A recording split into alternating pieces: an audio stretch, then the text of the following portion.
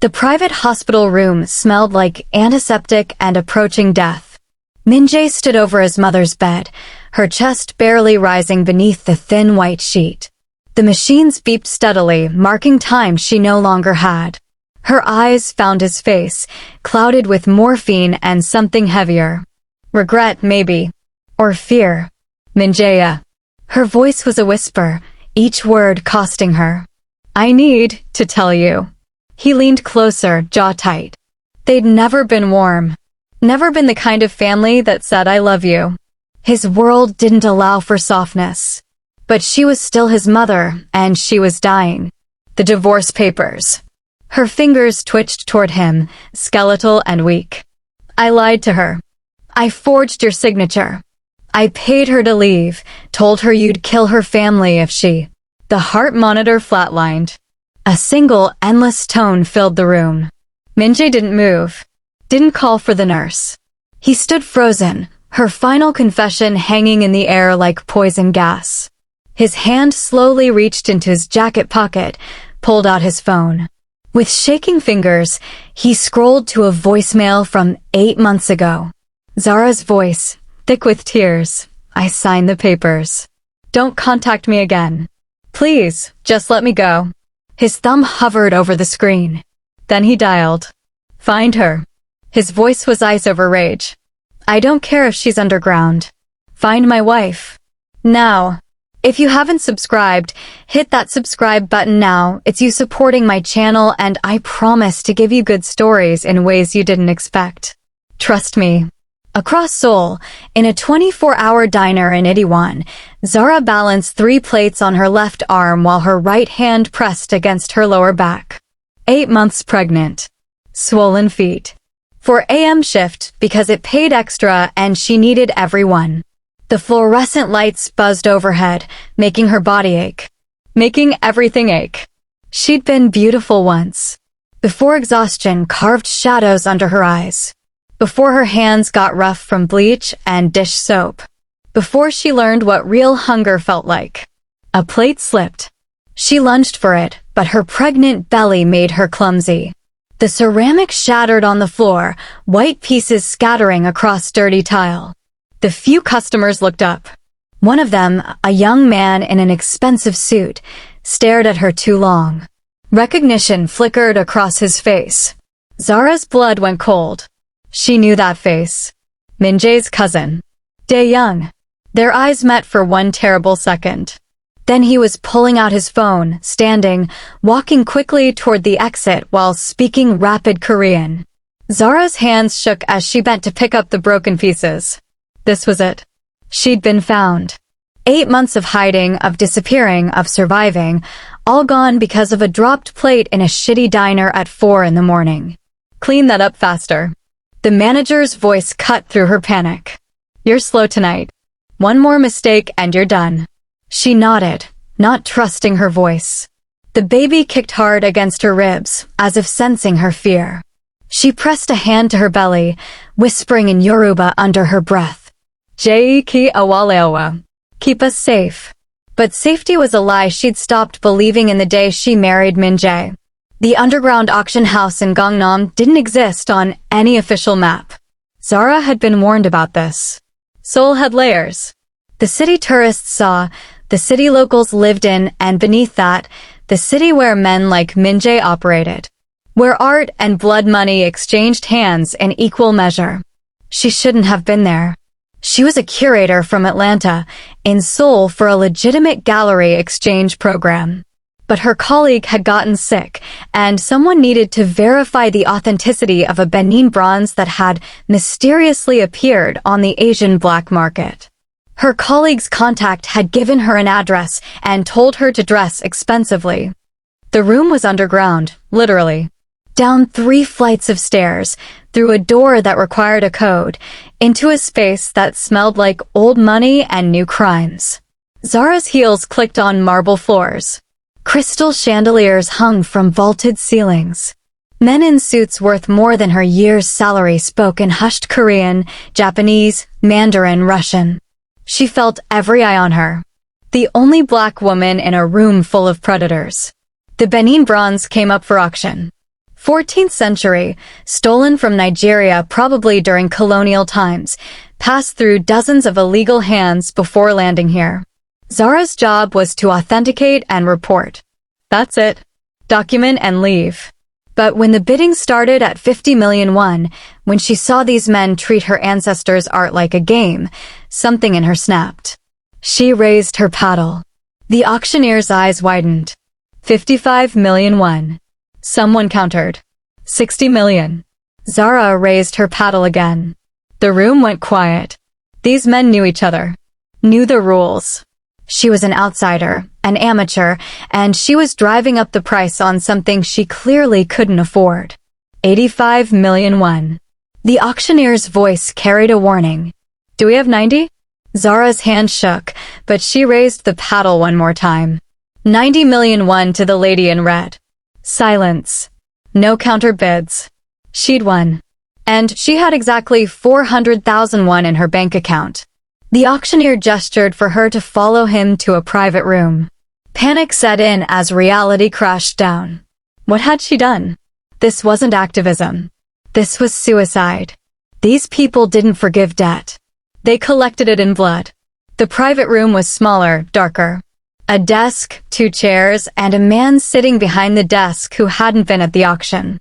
He was younger than she expected. Maybe early 30s. Sharp features, sharper suit. Hair pushed back from his face. Eyes that looked through her rather than at her. Min-jae. Though she didn't know his name yet. Sit. Not a request. Zara sat, her heart hammering against her ribs. He slid a piece of paper across the desk. Sign this. What is it? A contract acknowledging your debt. 90 million won. Plus interest. Plus fees for wasting everyone's time tonight. His Korean was precise, but he switched to English mid-sentence, accent barely noticeable. You're American. From Atlanta. Here on a cultural exchange visa. You have a younger brother, 17, junior in high school. Your father is a journalist in Lagos who's made some very dangerous enemies recently. Your mother died when you were 12.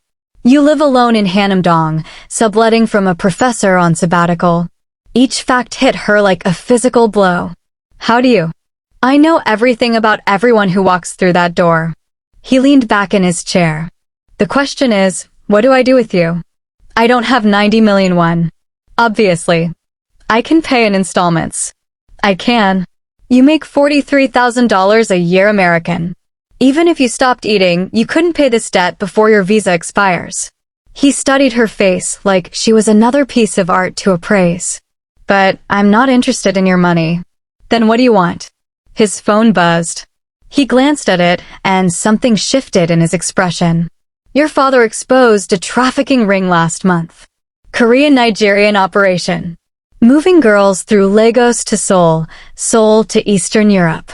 Very ugly business. Very profitable business. Zara's mouth went dry. My father is a journalist. He exposes corruption. That's his job. And now the people he exposed want him dead. They've already made 2 attempts. He's alive because he's been very, very lucky. Min-jae's eyes locked onto hers. That luck will run out. Are you threatening my father? I'm explaining your situation. He stood, walked to the window overlooking the city. From here, Seoul glittered like a circuit board. The people who want your father dead are competitors of mine. We operate in similar spaces. They've asked me to handle the problem. Professionally. Zara couldn't breathe. You're going to kill my father. I was going to. He turned to face her. But then you walked into my auction and did something incredibly stupid. Which tells me you're brave, reckless, and you care deeply about things you can't control. All qualities I find interesting. What do you want? Marry me. The words hung in the air between them, absurd and terrifying. You're insane. I'm practical. He returned to his desk, pulled out a folder, slid it across to her. I need a wife. For appearances. For legitimacy. My business is transitioning from shadow to light, and that requires a certain image. You need your father to stay alive and your debt to disappear. We can help each other.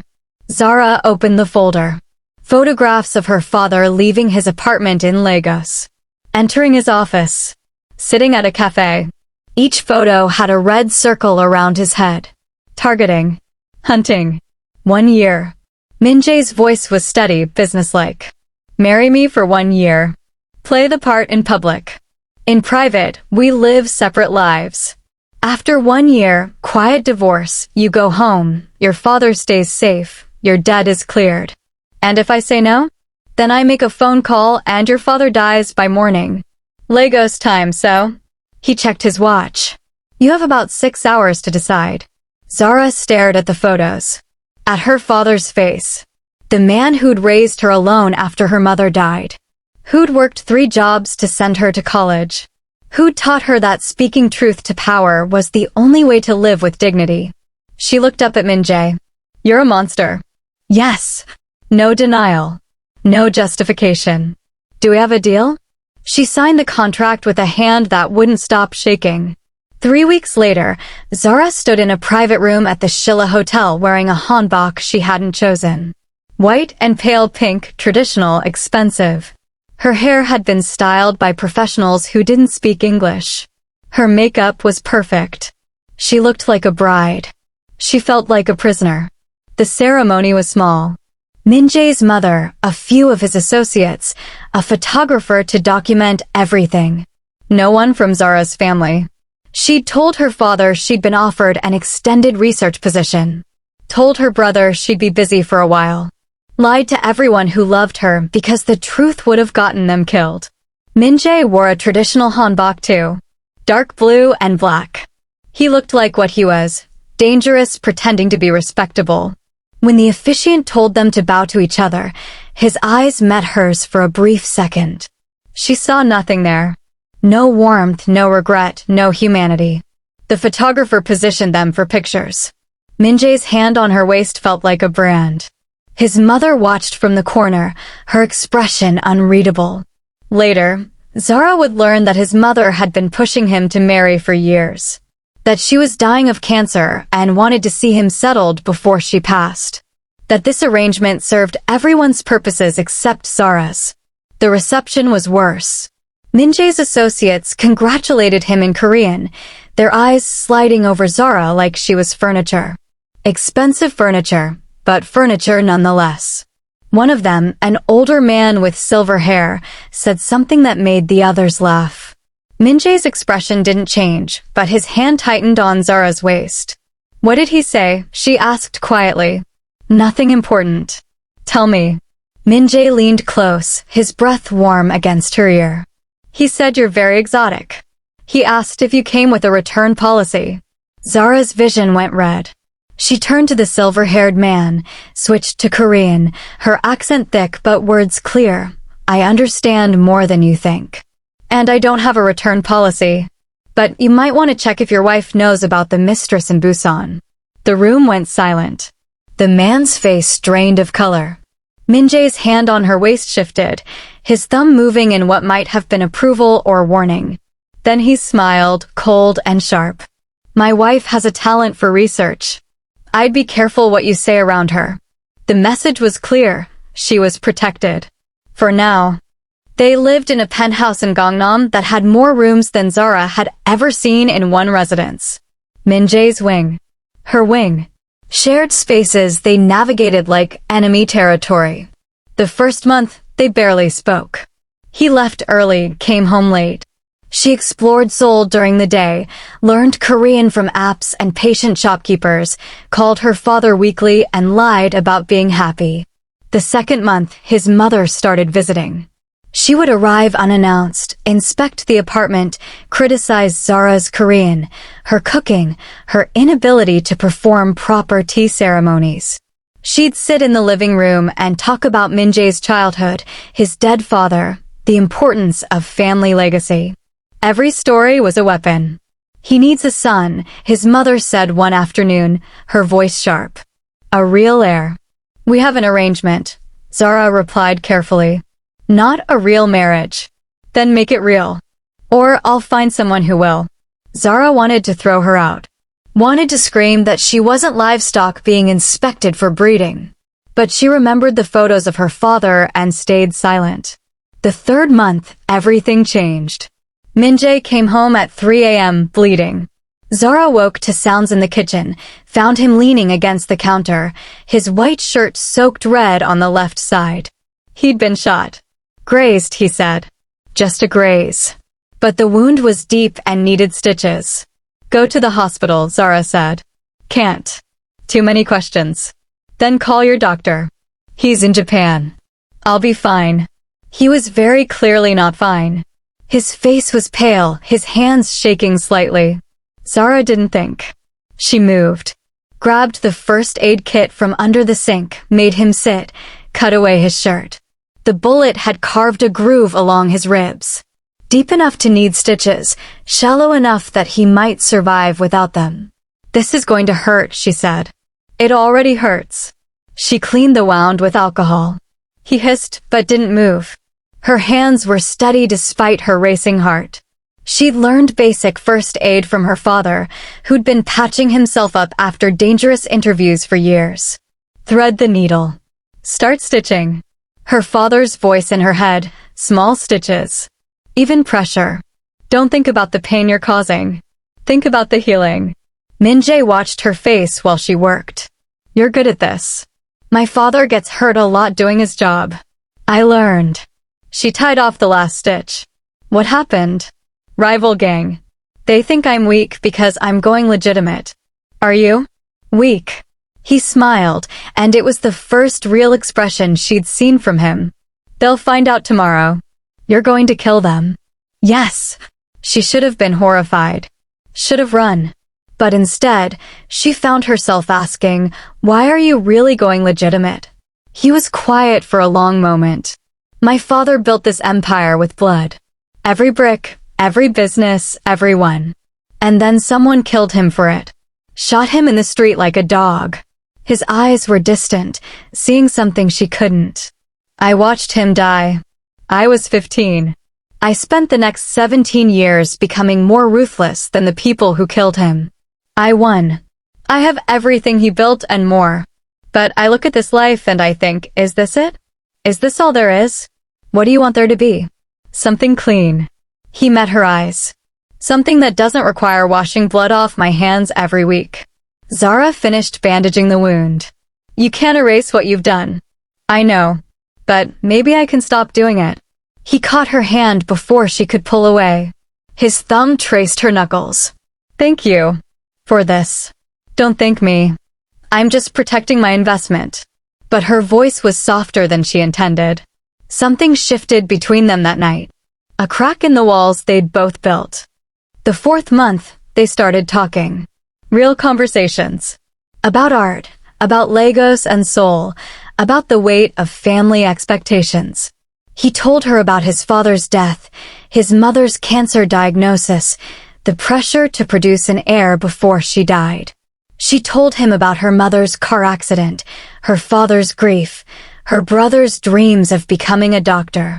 They found common ground in unexpected places. Both raised by single parents. Both carrying the weight of dead mothers. Both trapped by family duty in different ways. The fifth month, they started eating dinner together. He'd come home earlier, and she'd learned to cook Korean food properly. They'd sit across from each other, and the silence stopped being hostile. Started being almost comfortable. One night, after a particularly good meal, he said, "You should open a gallery here. In Seoul. Showcase African artists.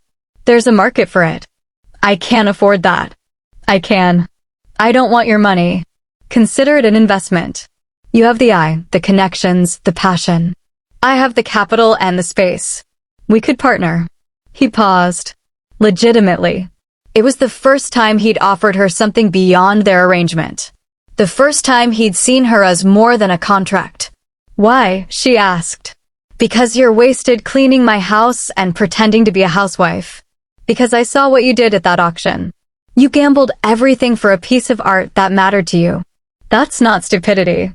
That's conviction. And I respect conviction. She didn't answer that night. But she thought about it. About what it would mean to stay beyond the year. About whether this prison could become something else. The 6th month, his mother's health declined rapidly. She moved into their penthouse, occupying the guest wing, filling the space with her bitterness and morphine haze. She watched Zara constantly, looking for cracks, for failures, for proof that her son had made a mistake. One afternoon, while Min-jae was at a meeting, his mother called Zara into her room. "Sit." Zara sat. "You think you're clever," the older woman said, her voice weak but sharp. "You think you're winning him over. I see the way he looks at you now. Like you matter." "I don't think anything. I'm honoring the contract." The contract was supposed to be simple. You play the wife for a year, you leave, everyone's happy. She coughed, a wet, rattling sound. "But you're changing him, making him soft. He talks about you when you're not there. Defends you when I criticize. That wasn't part of the deal. I can't help what he feels. Then I'll help it." The old woman's eyes were hard. "I'm dying. But before I go, I'll make sure you do, too. Not literally. But I'll destroy whatever this is between you. Because my son deserves better than a woman who trapped him with debt and desperation. I didn't trap him. He trapped me. And you should have stayed trapped. Quiet and grateful. Instead, you're making him care." She leaned forward, her breath sour with sickness. "That's dangerous. For both of you." That night, when Min-jae came home, Zara was crying in her room. He knocked, and she didn't answer. He came in anyway. "What happened?" "Your mother hates me. She hates everyone." He sat on the edge of her bed. "What did she say?" "That I'm ruining you. That I'm making you weak. You're making me human. There's a difference." He reached out, wiped a tear from her cheek with his thumb. "I don't regret this. Any of it. The contract, the arrangement, you. I thought I would. But I don't." She looked at him, really looked. Saw the man behind the monster. "We're breaking the rules. Fuck the rules." And then he kissed her. It wasn't gentle.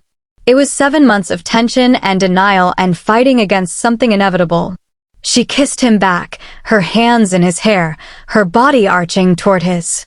They fell into bed together, and it was desperate and necessary and terrifying because it made everything real.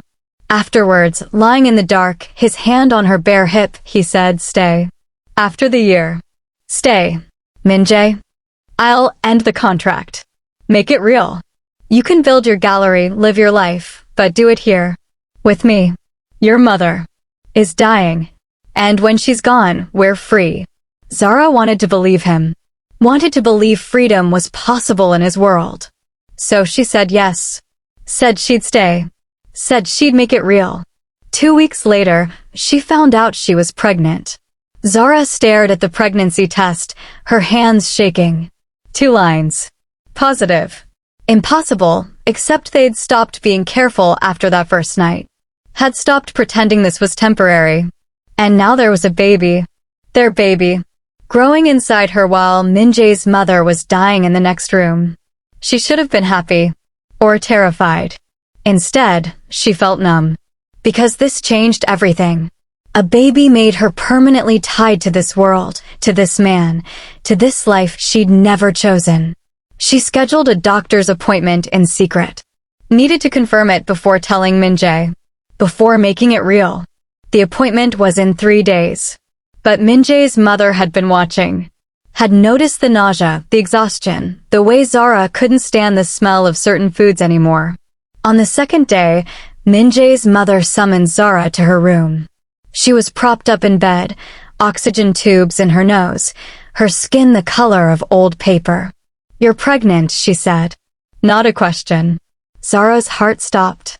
"I don't know what." "Don't lie to me. I've had 4 miscarriages. I know what pregnancy looks like." The old woman's smile was thin and cruel.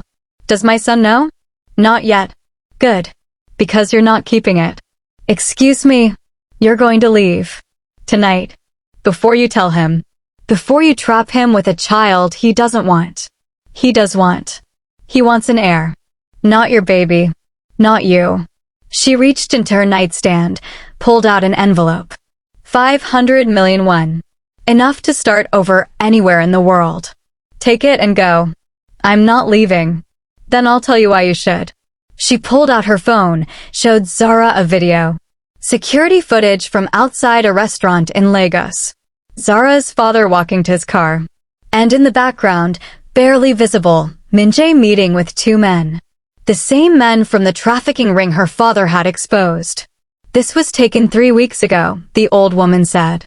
While you were here playing house with my son, he was in Lagos negotiating with the people who want your father dead. That's not, he wouldn't. He's keeping your father alive as insurance. The moment you're no longer useful, your father dies. The baby makes you a liability, not an asset. Too messy. Too permanent. She leaned forward, her voice dropping to a whisper. Leave now with money or stay and watch everyone you love disappear. Zara felt her world tilt. You're lying. Am I?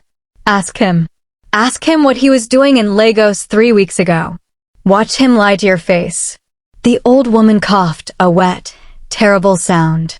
I'm dying. I have nothing to gain from lying. But I love my son, and I won't let a desperate woman trap him with a pregnancy. Take the money. Disappear. It's the only way your father stays alive. The envelope sat on the bed between them. 500 million won. Freedom. Or a death sentence for her father. I need proof, Zara said, her voice hollow. The old woman showed her more. Bank transfers from Minjae's accounts to the trafficking ring. Phone records. Meeting schedules. All pointing to one conclusion, Minjae was still playing both sides. Protecting her father while negotiating with his enemies. Keeping everyone alive as long as it served his interests. He's a businessman, his mother said. He always has an exit strategy. You were never supposed to matter. You were just a convenient solution to multiple problems. But you made yourself matter and now you're a problem he'll have to solve. Zara took the envelope with shaking hands. That night, while Minjae was at a meeting, she packed a single bag. Left her expensive clothes, her jewelry, everything he'd given her. Took only what she'd brought to Korea. She drafted divorce papers, forged his signature the way his mother had shown her, left them on his desk with a note written in careful English. I want out. Keep your money. Forget me. She didn't write about the pregnancy. Didn't explain.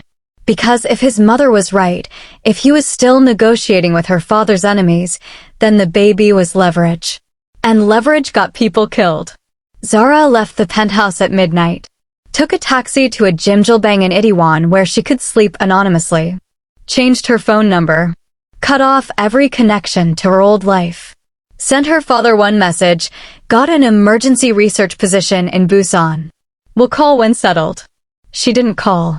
And for 8 months, she disappeared into the shadows of a city that had never been hers. Minjae came home to an empty apartment and a note that didn't make sense. I want out. Keep your money. Forget me.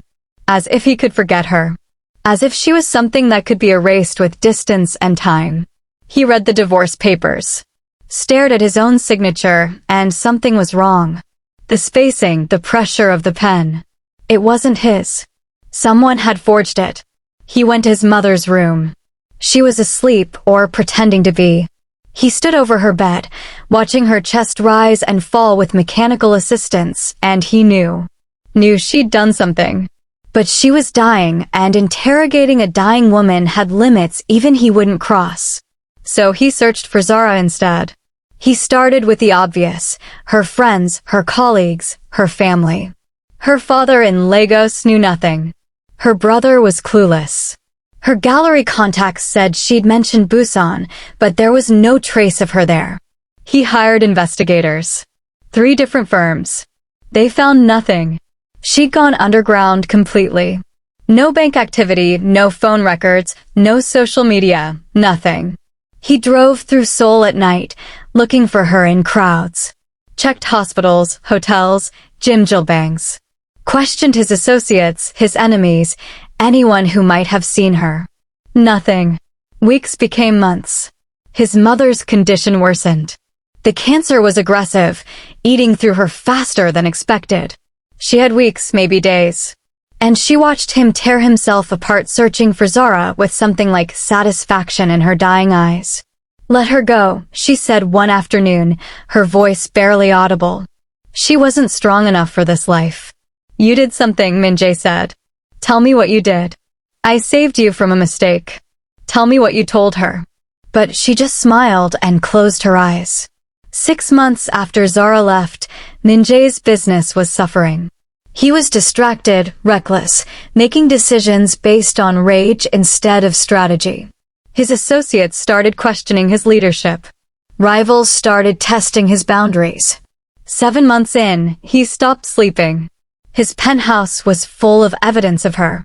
Her art supplies in the corner, her books on the shelves, her scent still clinging to the pillows.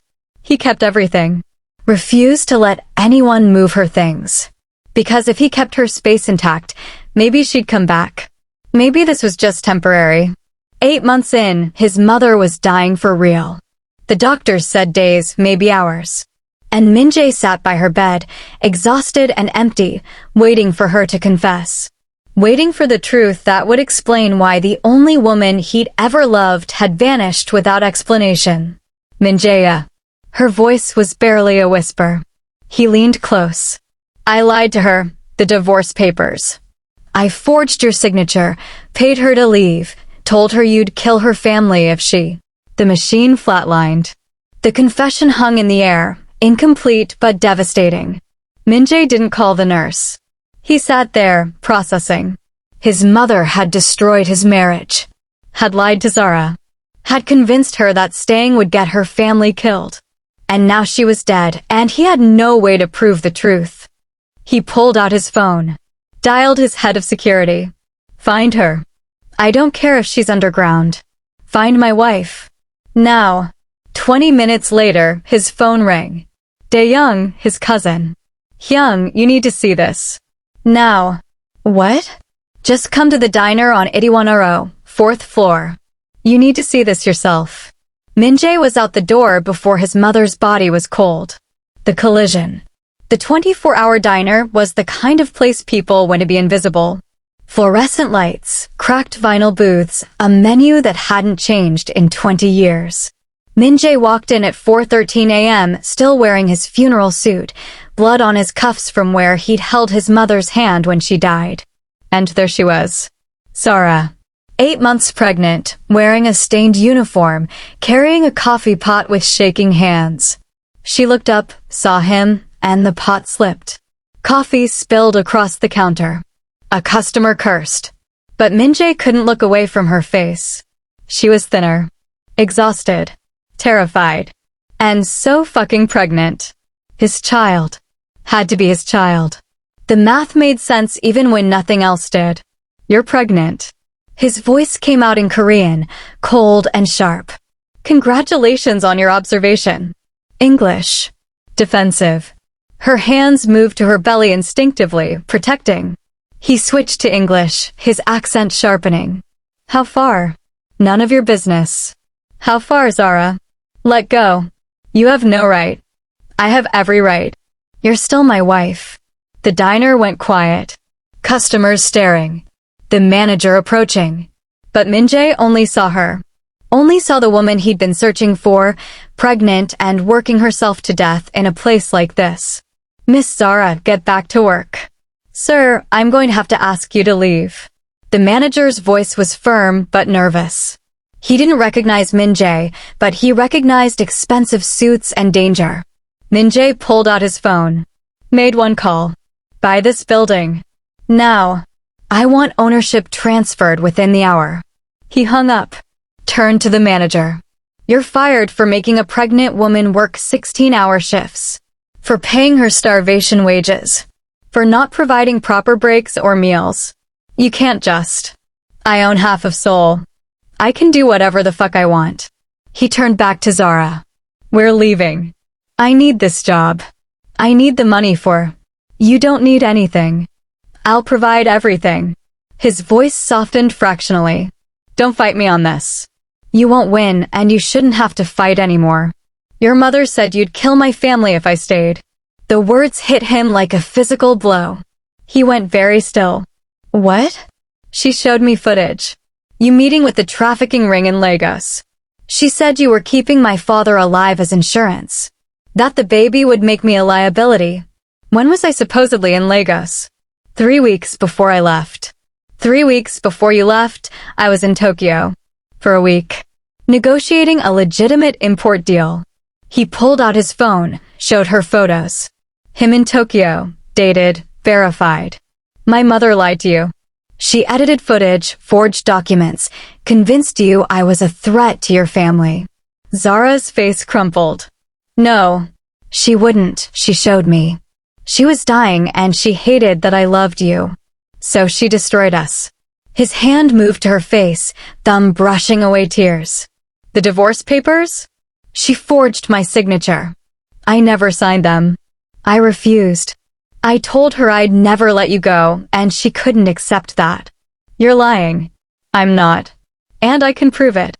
He showed her his phone. Hundreds of photos of missing person posters with her face. Investigator reports. Bank statements showing payments to search firms. Voicemails he'd left on her old number, desperate and raw. Zara, please. Just tell me what I did wrong. Just tell me how to fix this. She listened to his voice breaking over 8 months of messages.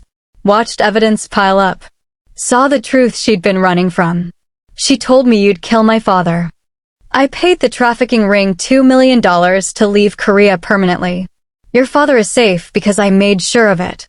I kept every promise I made to you. Every single one.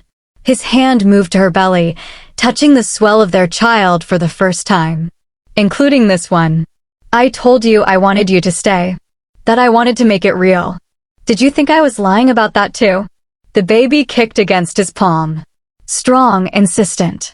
Zara started crying for real, 8 months of fear and loneliness and grief pouring out in a shitty diner at 4 in the morning. Min-jae pulled her into his arms, careful of her belly, his face buried in her hair. I've missed you, he finished, voice breaking against her shoulder. Every second. Every breath. Every night I thought you were dead because it was easier than thinking you'd chosen to leave me. Zara stiffened, her fingers curling against his chest, not returning the embrace, but not pulling away either. Her breath hitched, raw and uneven. I didn't choose to leave you, she whispered. I chose to survive. He pulled back just enough to see her face. Mascara smudged. Eyes swollen. Lips trembling though she held them firm. She looked like a woman made of fractures and steel at the same time. And God, he'd never seen anything more devastating. You think I wouldn't have protected you? He asked, softer now, searching her expression as if he could excavate 8 months of fear with his eyes alone. Your mother showed me proof, Zara said. Footage. Documents. Transfers. She said you were keeping my father alive as leverage. That once I wasn't useful, you'd let them kill him. Min-jae's jaw clenched. She forged everything. I know that now, she snapped. But back then? Back then, I was pregnant and terrified and alone in a house where every shadow felt like it belonged to her. Her voice broke. And you weren't there. I didn't know, he said helplessly. I would have burned the world down to get to you. But she played me too. Zara closed her eyes. A tear slid down her cheek, quick and hot. Min-jae, I couldn't take that risk. Not with my father's life. Not with, she glanced at her belly, breath shuddering. Not with his. Min-jae's gaze followed her hand to the round curve of her stomach, and something shattered inside him, something made of stubborn pride and old anger. Our son, he asked, barely breathing. Zara shook her head. Our daughter. Min-jae inhaled sharply, as if the room itself had yanked the air out of his lungs. His hand trembled as he lifted it, hovering just above her belly. Waiting. Asking without asking. Zara hesitated, then guided his hand to the place where their child pressed against her skin. The baby kicked. Hard. Min-jae choked on a sound, a wounded laugh, a broken sob, something torn from a man who had forgotten how to feel anything except rage and loss. She's strong, Zara whispered. She's ours, he whispered back. Zara blinked rapidly, wiping her face with the back of her hand. This doesn't erase what happened. It doesn't have to, he said. We'll deal with it. Together. I don't know if I can trust you again. Her voice was smaller now, filled with the kind of honesty that hurt. You're asking me to come back to a world that nearly destroyed me. I'm asking you to come back to me, Min-jae said, stepping closer, lowering his forehead to hers. Everything else, we can redesign. Rebuild. Burn down if we need to. But don't walk away from me again. I won't survive it. Her breath trembled against his cheek. Take me home, she whispered. He didn't respond with words. He just tightened his hold on her hand, and for the first time in 8 months, Zara didn't pull away. They didn't speak on the drive back to Gangnam. The city blurred past in streaks of neon and rain. Min-jae drove like a man who had found an uncounted treasure and was afraid of losing it, while Zara watched the panes of glass swallow the world in motion and tried to arrange her life into something that would not break again. The penthouse looked smaller when she returned to it as a woman who had survived 8 months on the margins. Her art brushes waited in the corner like patient witnesses. Her paint-splattered apron hung where she'd left it. The bed she had avoided for months was still made in the way his housekeeper made things, neat, impersonal. For a pulse of time, she felt like a ghost walking through a room that had once been hers and then wasn't. Min-jae moved with a tired gentleness, giving her space while also rearranging the shape of their life. He brought her tea, insisted she take a hot shower, a warm change of clothes. He left notes where he would be and at what time. There was no grand performance, only small, precise things that together felt like an apology written not in words, but in actions. That night they sat on the balcony facing the city. Rain slicked the lights into watercolor. Neither wanted to sleep on the same bed yet. Proximity was hostage to both of them. I want to see the papers, Zara said finally.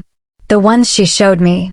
If I'm going to live in the world she's painted, I need to know how she drew it. Min-jae nodded and produced a folder so swollen with lies it ruffled like a bird's wing. In it were forged bank transfers, doctored footage stills, printouts with dates altered by a practiced hand. He spread them across the table like evidence in a trial. She intercepted your mail. She had access to cameras, she edited them. She had an accountant who could move money like a magician. She dedicated months to convincing you there was no escape, and she bribed people to make it look official. Zara sifted through the papers without looking often enough to register. Why would she do this? Because she feared you would remake him into something she couldn't control. She loved her son in the only way she ever knew, by shaping his world. And she hated what she couldn't turn into a weapon. He was calm when he said it, but the calm had teeth. She wanted you gone because she wanted control.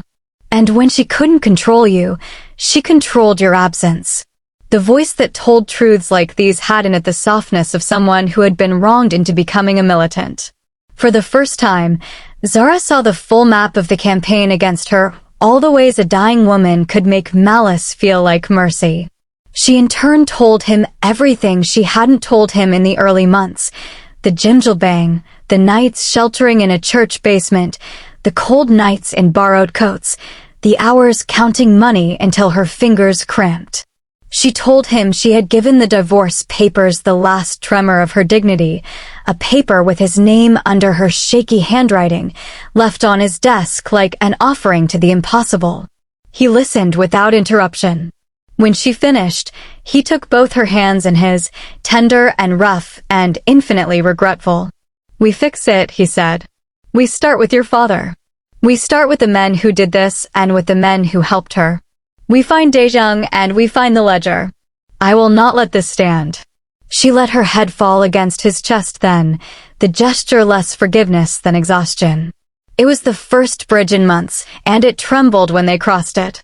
The ripples of Min-jae's decision were immediate. He called in favors, reactivated old networks that had gone soft with disuse. He did not try to hide the engine now, his face was public, and he used that currency to leverage legitimate pressure. Banks he controlled were asked to flag transfers. A private investigator who owed him a debt on file surfaced records of the forged transfers. A computer specialist he once protected ran an analysis on the security footage, unpicking the edits until the truth shimmered through, timestamps altered, frames spliced. A chain of accounts, the same ones credited to Dae-jung in recent months, could be traced back to proxies tied by only a margin to the man who'd been used to pay people who had long ago been his mother's allies. But while truth was assembling itself into a weapon, new violence misted on the horizon. An anonymous video arrived on his secure line. A hooded man, a muffled plea in English, a camera trained on a trembling sibling. The price demanded was simple and impossible: cede territory, the northern docks, and they would release Zara's brother. The voice was clinical: "You have 6 hours." The city itself tightened under the threat of such a threat. Min-jae's muscle moved with the economy of someone who had rehearsed for calamity. He sat Zara down and told her exactly what he knew and how they would act. She understood the stakes, the choreography between mercy and violence. She wanted to be there. She insisted. "This is my family," she said. "If you want to buy your way out, you can. But my brother is not a pawn I will sacrifice from the side." He almost forbade her. The instinct born of love was possessive and greedy. Hide her, cut the ties, remove the target. But the woman who had stood in a diner at 4 a.m, small, furious, and unwilling to be erased, would not be silenced now. "You're coming," she said. "I know him. I can calm him. I can get him to listen. I can tell if they're lying. Let me." He looked at her, and in that look measured cost and courage. Then he saw fear in her eyes and matched it with his own. "All right," he said. "Plan A. You stay wired. We set the perimeter. We control the angles." The port was a theater of rust and gulls. The morning mist smelled of diesel and salt. Crates loomed like tombstones. They met the rival boss in the desiccated quiet of a dock that had been abandoned for months and which the night's tide had left stripped bare. Zara's brother was there, bound, hungry, and bewildered. Min-jae's men spread out like dark chess pieces. At first, the exchange went nearly as planned. Money on one side, the brother on the other. Then Dae-jung stepped forward and the air turned brittle. "You sent him to find her," Min-jae said, voice hard and low. He had expected the cousin to be an informant, a traitor arrested by love for money. Seeing Dae-jung up close, he recognized the strain of someone who had learned how to live small to survive. Dae-jung's mouth crooked. "This is bigger than you, Hyung. You're not the only one who sings to the grave." He raised a pistol like a punctuation mark. Gunfire fractured the dawn. Men lunged. Bottles shattered. A sniper barked into the air and a single man went down on top of a crate with a bloom of red. Min-jae moved the way grief had taught him to move, quick, necessary, lethal. He dived for cover, shoved Zara beneath the bulk of a metal shipping container, and felt a bullet bite his shoulder as if the world had decided to remind him he was mortal. He fired anyway, hands steady even when the pain announced itself with a flare. Dae-jung ran, unexpected cowardice in his stride, making for the service road. Min-jae could have chased him. He let him go. The calculus of the moment told him that chasing his cousin into the salt and fog would only splinter what had just been saved. When the smoke settled, the rival boss lay dead. Zara's brother coughed from his bindings and collapsed into his sister's arms. They fled the docks in a convoy, jewelry bagged, statements taken, snipers covering the exits. Min-jae watched the retreating skyline like a man marking a wound and learning how to dress it. He was grateful, furious, and beside himself in equal measure. In the hospital afterward, with his shoulder bandaged and his hand clasped around the small, warm fist of their rescued brother, he promised himself a purge. He would find those who had been paid to betray them. He would trace the money back to the bones of his mother's plan and break it. The weeks that followed were the slow, patient business of unmaking. Min-jae cleaned his house of henchmen who had been loyal only to his mother's particular cruelty. He dismantled shell companies and prosecuted those whose paper trails could be safely exposed. He used the power of visibility the way an arsonist uses a match to light up the things that hid in shadows. Some men paid with money, some with exile, some with a throat punch of consequences they hadn't imagined. He did not become a saint. He kept some of his edges, the useful ones. Violence, in his world, was still a tool with a blunt head. But he learned to point it where it would do the least harm and the most good. He placed his resources behind legal reforms and charities rather than merely to build new ivory towers.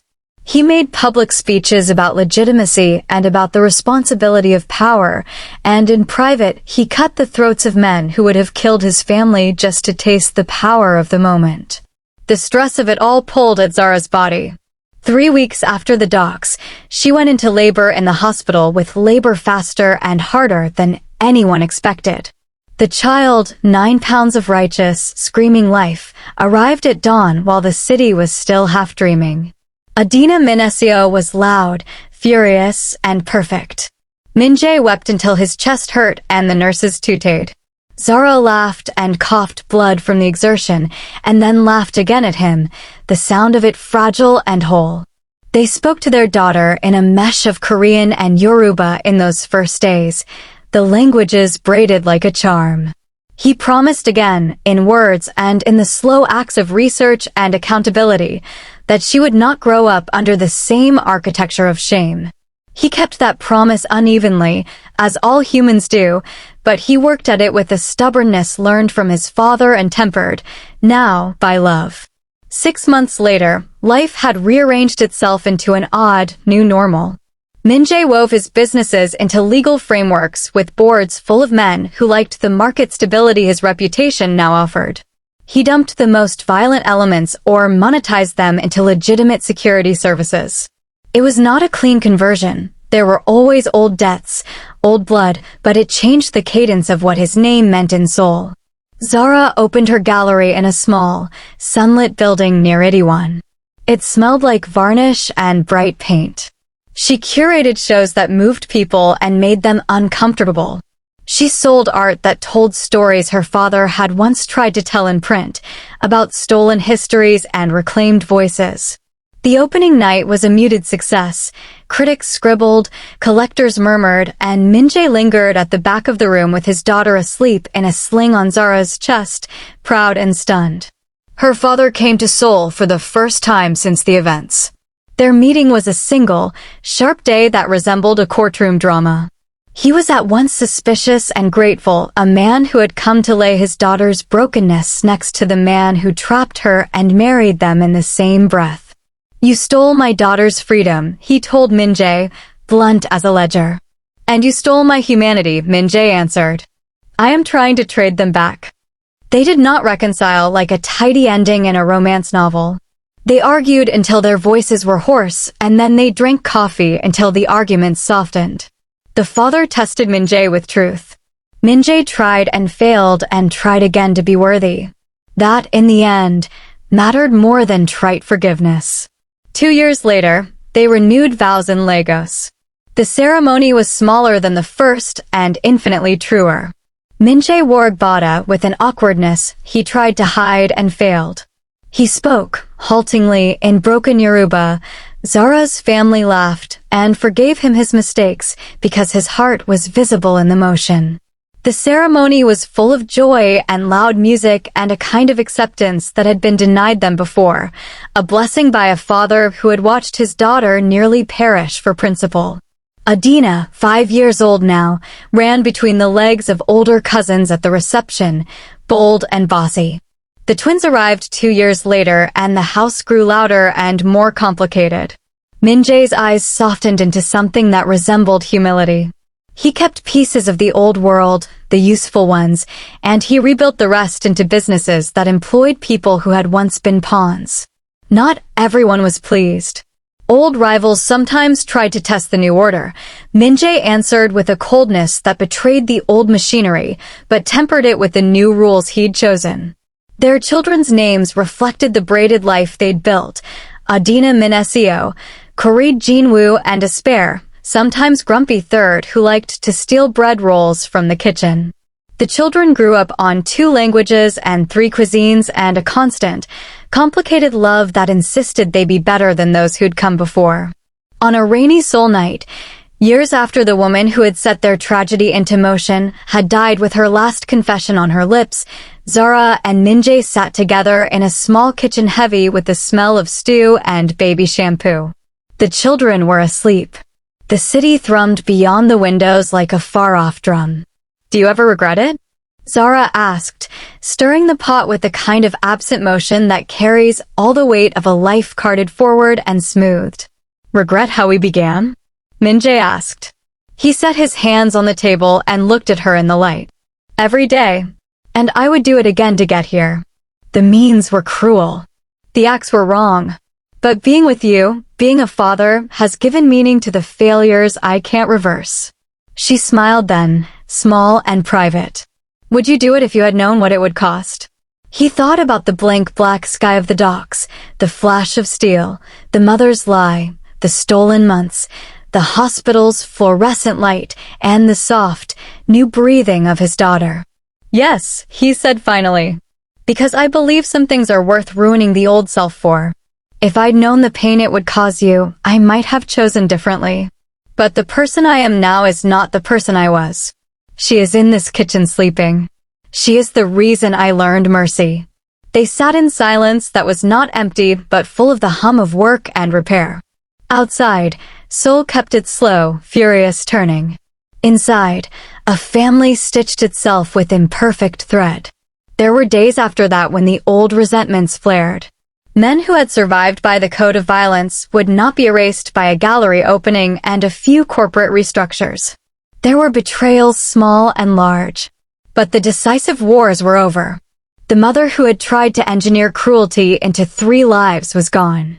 Her instruments were dismantled.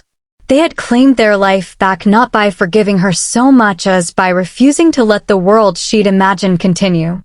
In the quiet that followed, they built a life that kept its scars as proof of the battles they'd survived, not as jewelry to wear in triumph. They parented with honesty that sometimes stung. They kept their promises imperfectly but persistently. And in the rare stillness they shared, lying awake with the faint pulse of rain on the roof, they reminded each other of the bargain they'd made, to protect the fragile thing they'd been given and to refuse to let lies determine the shape of their children's futures. If this story hit you, if you felt that punch in your chest when Minjae walked into that diner, or the moment Zara realized everything she ran from was built on a lie, do one thing for me. Drop a comment and tell me which scene ruined you the most. Hit that like button. And make sure you subscribe, because I've got more stories about broken promises, dangerous love, and people who fight their way back from hell just to hold on to what matters.